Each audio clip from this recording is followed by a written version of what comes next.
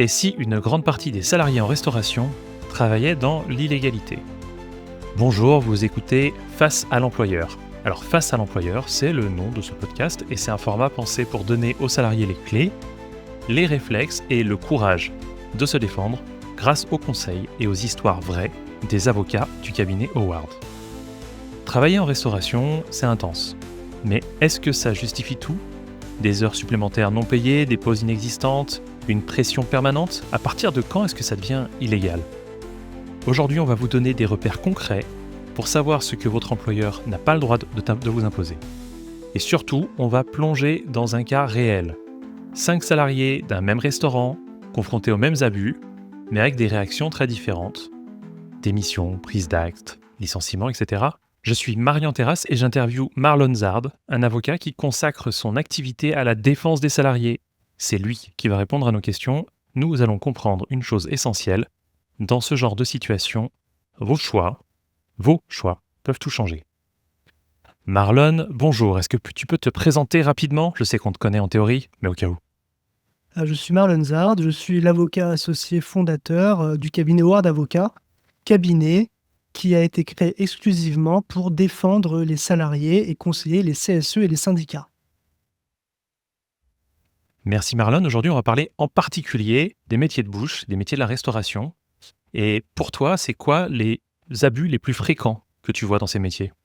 Alors, les abus les plus fréquents que je vois dans ce métier, ça va être notamment le non-respect de la convention collective, le paiement par exemple des... Tu sais, dans chaque branche de métier, il y a des catégories, des positions qu'occupent tous les salariés qui sont déterminées et qui donnent accès à des minima conventionnels. C'est des minima qui sont normalement plus élevés que le SMIC, mais qui restent des minima sous lesquels on ne peut pas être payé pour un certain métier. Et il y a beaucoup de métiers beaucoup de métiers de la restauration où on ne va pas vous payer vos minima conventionnels. On va vous payer en dessous, on va vous dire c'est le SMIC, alors qu'en fait, on ne respecte pas les minima auxquels on devrait payer les salariés. Ça, c'est la première grosse erreur que je vois dans le milieu de la restauration. Je vois aussi le non-paiement des heures supplémentaires. Il y a aussi souvent ce qu'on appelle du travail dissimulé, du paiement au black des salariés, etc. D'accord. Et pourquoi est-ce que ce secteur te semble particulièrement propice aux dérives? Parce que c'est un secteur où, tu sais, les horaires de travail sont vraiment décalés par rapport aux horaires de travail, ce que je vais dire normal, les horaires de bureau. Où il y a beaucoup de métiers précaires. Donc des salariés qui ont signé des CDD, qui veulent qu'ils soient renouvelés, et donc des salariés qui se trouvent en situation précaire et qui sont vraiment dans la crainte de leur employeur et des décisions que pourrait prendre leur employeur à leur égard. Donc c'est ce qui fait, je pense, que ça permet beaucoup de dérives de l'employeur, au titre du contrat de travail. Est-ce qu'on pourrait penser que c'est ça qui pousse les salariés à avoir cette tendance à tout accepter par culture? Exactement, exactement. C'est triste à dire, mais je pense que c'est ça. C'est la crainte. La crainte et aussi la non-connaissance des règles essentielles qui leur sont applicables. Parce qu'il n'y a pas que le contrat de travail qui s'applique à vous quand vous êtes salarié aussi. La convention collective, les accords d'entreprise, etc., qui peuvent être très favorables et qui apportent des droits aux salariés, des droits qui doivent être respectés. Ok, je sais qu'en tant qu'avocat, tu as sans doute une vision, un regard très différent de celui des employés. C'est pour ça que ça peut être intéressant cette question. Quelle est cette phrase type, ce comportement type d'un employeur qui devrait donner une alerte immédiate dans la tête des employés? Ça pourrait être quoi? Il n'y a pas d'heures supplémentaires. Les heures supplémentaires, elles ne sont pas payées. Mmh. Les heures supplémentaires, t'inquiète pas, je te les paierai au black. C'est deux phrases qui devraient alerter, parce qu'en réalité, il n'y a pas d'écrit. Et si l'employeur n'a pas envie de vous payer, il ne vous payera pas et vous n'avez pas moyen de le contraindre. D'accord, alors parlons de ces heures sup. Beaucoup de Mmh. salariés pensent que c'est normal de faire des heures en plus non payés. C'est culturel, comme on a dit plus tôt. C'est faux, tu confirmes? Bien sûr que c'est faux. Le droit commun, il est simple.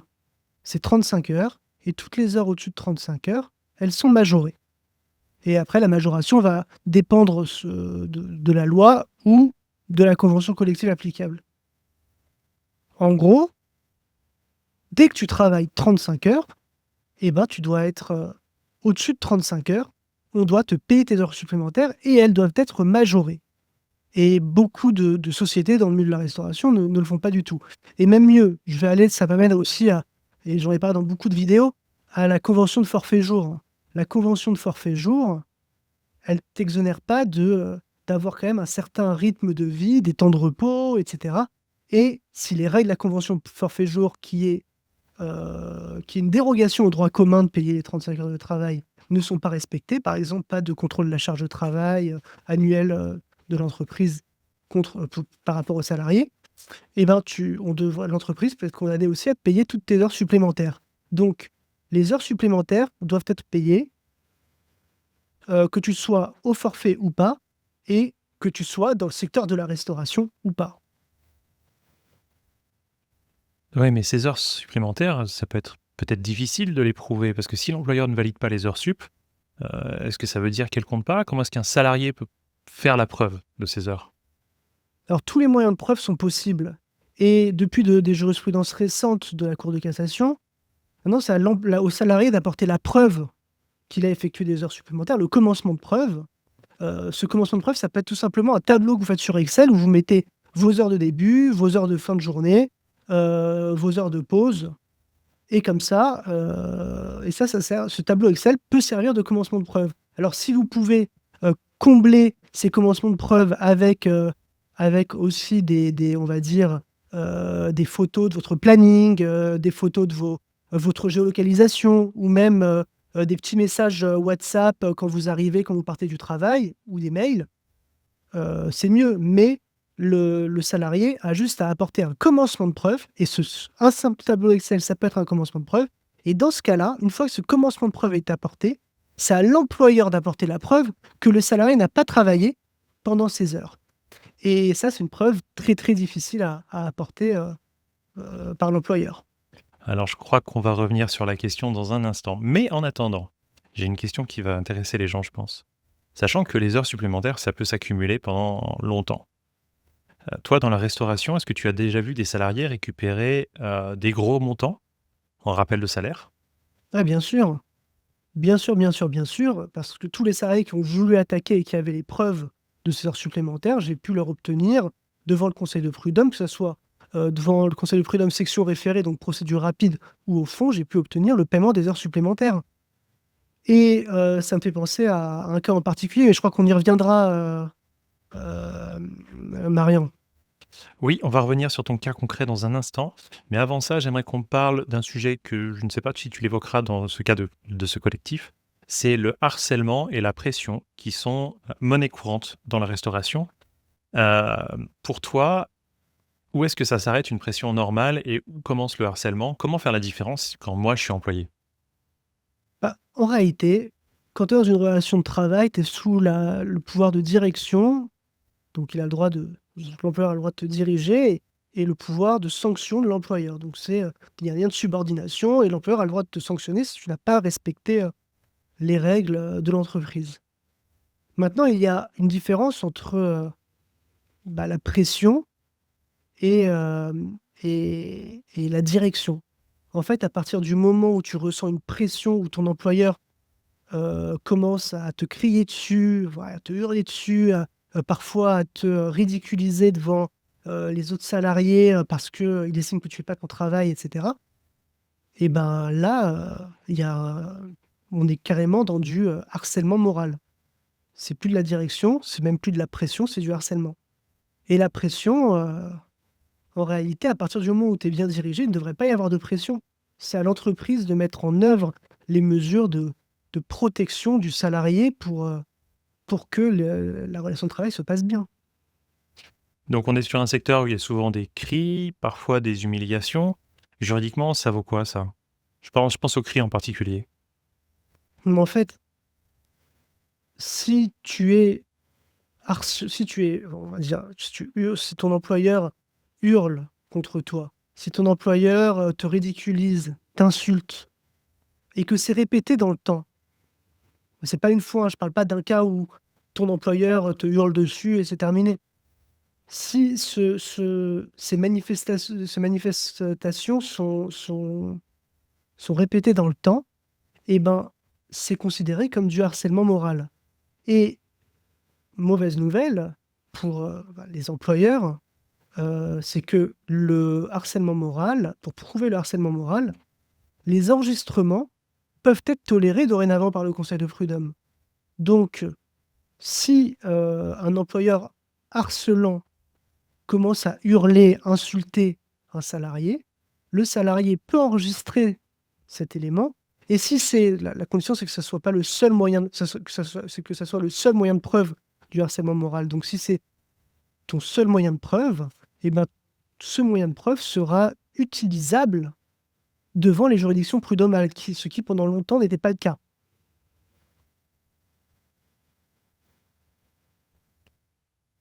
Alors, bonne nouvelle. Et pourquoi, dans ce cas-là, beaucoup de salariés n'osent pas agir? J'ai vraiment l'impression que les réactions des salariés sont très très rares dans ce genre de cas.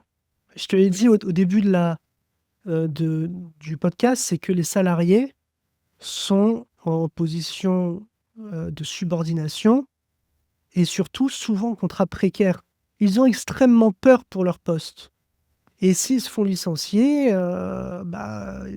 il y en aura malheureusement, il y aura énormément de salariés qui pourront reprendre leur place. Et donc, les salariés ont peur d'agir. Ils ont peur d'agir pour eux, parce qu'ils ont peur qu'en cas d'action, l'employeur les licencie, et ils ont peur d'agir pour les autres. C'est-à-dire qu'ils ont peur que s'ils De témoignent témoigner. pour leurs Ouais. collègues, ils se fassent ensuite sanctionner. Sauf que là aussi, moi, là où j'ai besoin de les rassurer, et ça aide les dossiers d'énormément d'avocats, c'est témoigner pour un collègue de travail. Eh ben, il n'y a pas à avoir peur de faire ça. Ça vous protège. Pourquoi ça vous protège? Parce que si jamais vous avez décidé de témoigner pour un collègue dans le cadre d'un procès, et que, je sais pas, quelques mois après, votre employeur vous met une sanction disciplinaire, vous licencie, et ben, un avocat qui a bien lu le dossier, il pourra dire: «Non mais attendez, la sanction disciplinaire ou, le licenciement pour salarié qui a jamais eu de sanction disciplinaire auparavant, la seule raison de ça, c'est en fait le témoignage qu'il a donné à son collègue juste avant». Et ça, c'est un moyen de nullité de la sanction. Un moyen, par exemple, d'obtenir la nullité du licenciement ou la nullité de la sanction disciplinaire, parce que c'est une atteinte à un droit fondamental du salarié.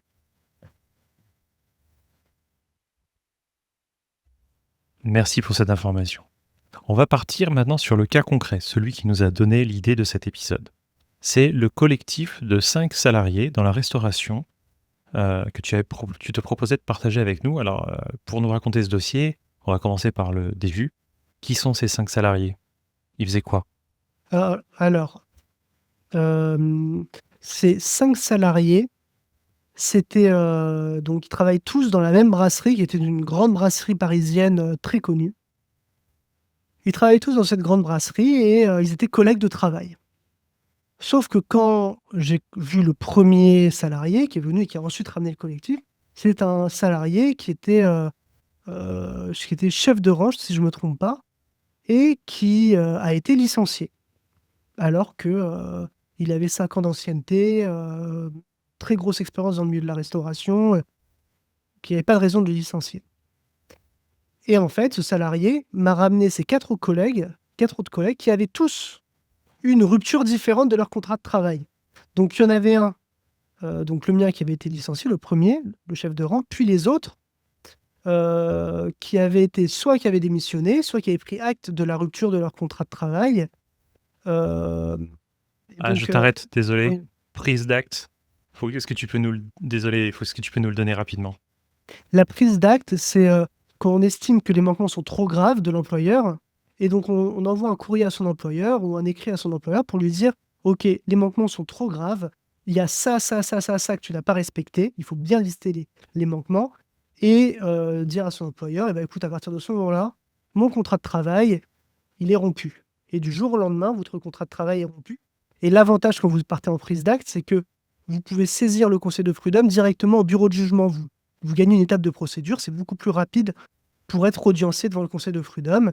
Et lors de cette audience, les juges vont estimer si le contrat de travail, enfin si la prise d'acte est justifiée, et donc dans ce cas-là, que la rupture du contrat de travail prend les effets d'un licenciement sans cause réelle et sérieuse, et dans ce cas-là, l'employeur est condamné à dédommager intérêts et vous pourrez vous inscrire auprès de France Travail, ou si la prise d'acte est injustifiée, et dans ce cas-là, ça prend les effets d'une démission, et là, le risque, c'est que vous, qui n'avez pas fait le préavis, vous pouvez être condamné à payer à l'employeur le préavis, et en plus, vous ne pouvez pas vous inscrire à France Travail parce que ça a les effets d'une démission.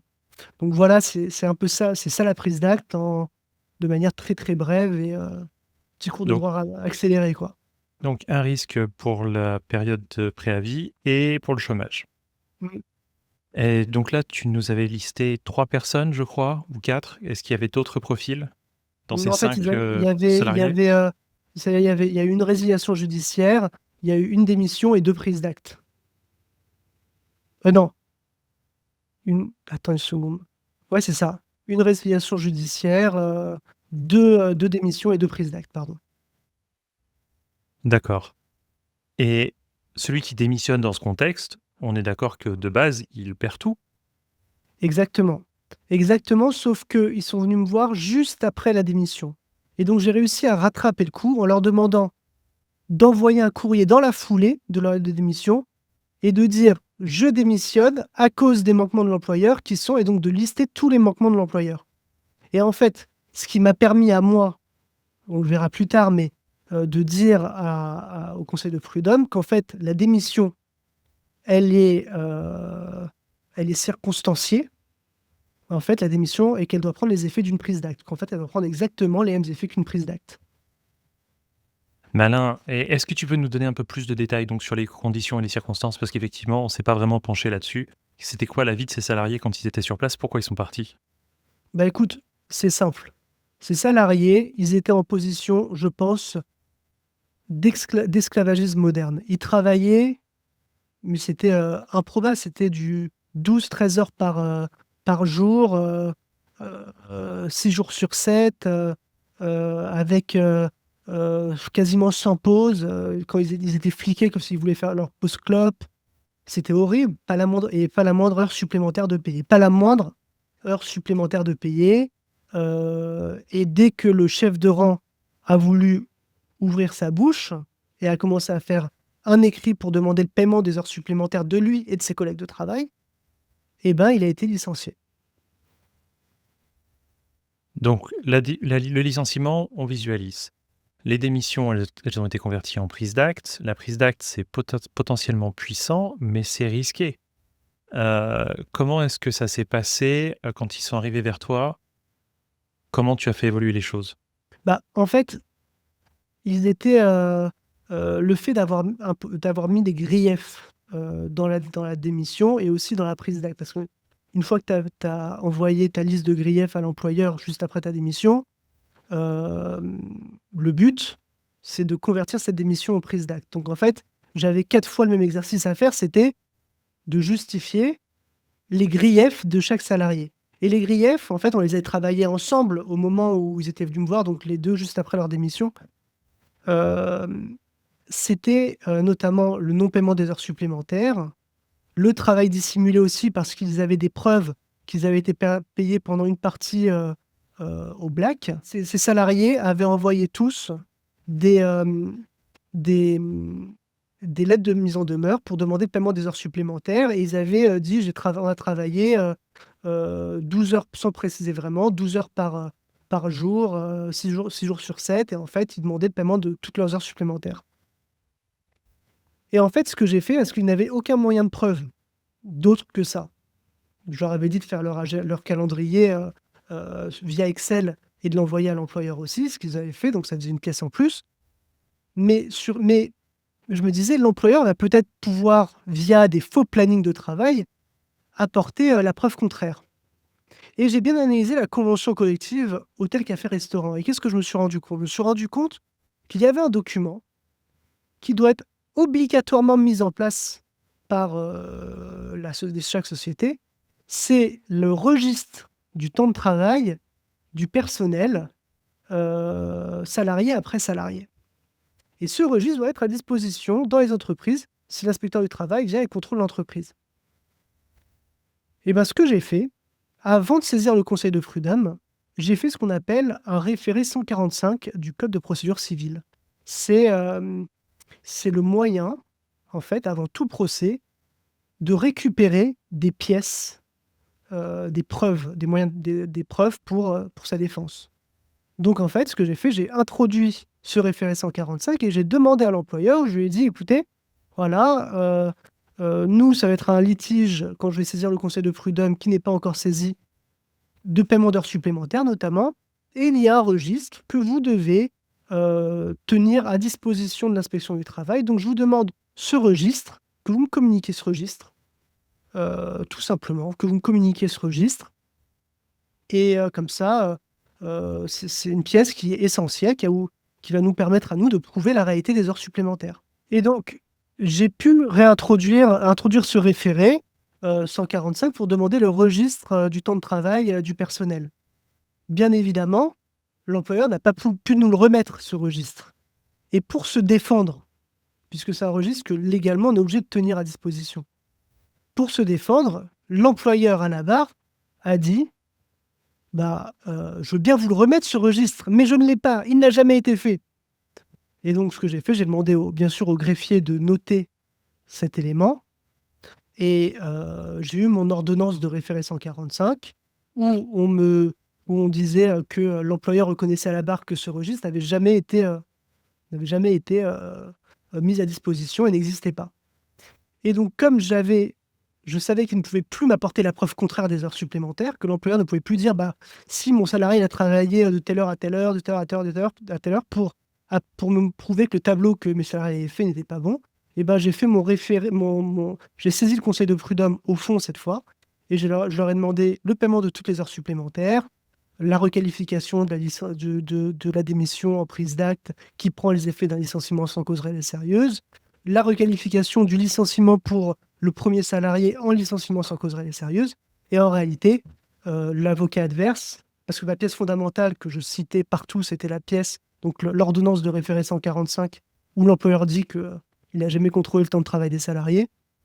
Et donc, et là, j'ai été contacté par l'avocat adverse, ce qui a abouti à une négociation très, très importante pour tous mes clients. En fait, tous mes clients ont eu plusieurs dizaines de milliers d'euros parce que l'employeur n'a jamais pu prouver les heures supplémentaires des salariés.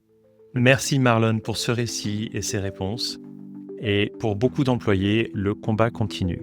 C'était Marian pour Face à l'employeur, le cabinet du podcast Howard au service des employés. Si vous connaissez quelqu'un dans les métiers de la restauration, quelqu'un qui serait concerné par cette situation, partagez-lui cet épisode.